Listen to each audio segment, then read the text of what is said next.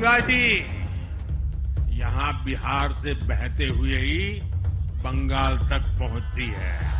मैं बंगाल के भाइयों बहनों को भी आश्वस्त करता हूं, अब भाजपा आपके साथ मिलकर पश्चिम बंगाल से भी जंगल राज को उखाड़ फेंकेगी।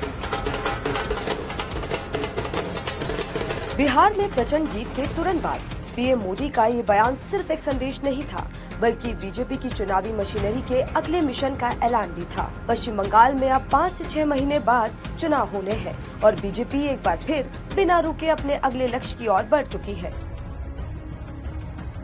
आखिर बीजेपी आखिरी मौके तक बाजी कैसे पलट देती है और ज्यादातर चुनाव हारती क्यों नहीं है?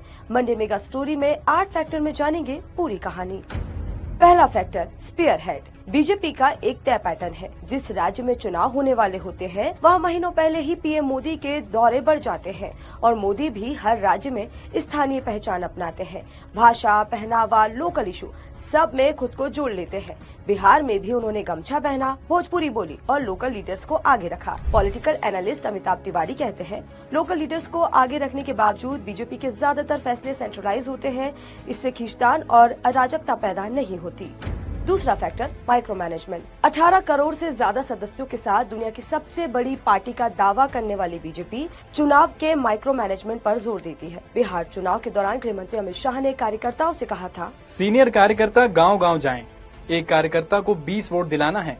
ये चुनाव सरकार बनाने का नहीं बल्कि 3/3 से ज्यादा बहुमत से सरकार बनाने का है। बिहार चुनाव में पूरा माइक्रो मैनेजमेंट सीधे अमित शाह और धर्मेंद्र प्रधान ने सुपरवाइज किया। शाह ने जिले डिवीजन की मीटिंग की, कार्यकर्ताओं को ट्रेनिंग दी, टिकट से नाराज नेताओं में भी सुलह कराई। तीसरा फैक्टर, अथक मेहनत। बीजेपी कई सीटों को मिलाकर एक क्लस्टर बनाती है, उनकी टीम बूथ तक जाकर लोगों से मिलती है और सीधे हाई कमान को रिपोर्ट देती है।